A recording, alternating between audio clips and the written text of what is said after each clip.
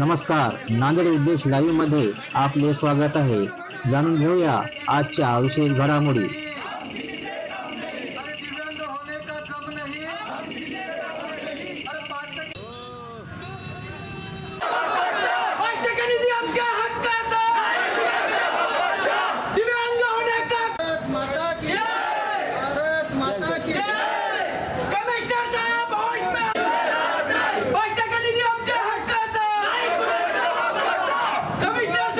वर्धित करण्याचा संकल्पपूर्वक निर्धार करून आमच्या 75वा अमृत महोत्सव साजरा केला जातो।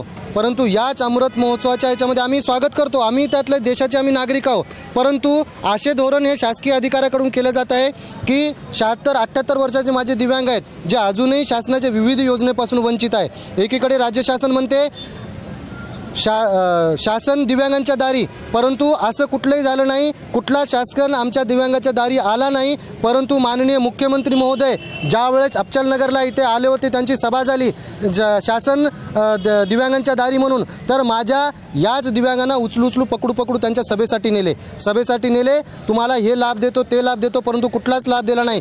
केवळ आणि केवळ दिव्यांगांची दिशाभूल केली जात आहे। आजच्या आमच्या या प्रजासत्ताक दिनी मी आपल्या माध्यमातून केंद्र शासन असेल, राज्य शासन असेल, निवडणूक आयुक्त असेल किंवा सर्व राजकीय पक्षांना मी अशी विनंती किंवा मागणी करतो की खरंच जर प्रजासत्ताक झालेला असेल तर माझ्या दिव्यांगांना राजकीय आरक्षण घोषित करा। ग्रामपंचायतपासून ते जिल्हा परिषद, नगरपंचायतपासून ते महानगरपालिका आणि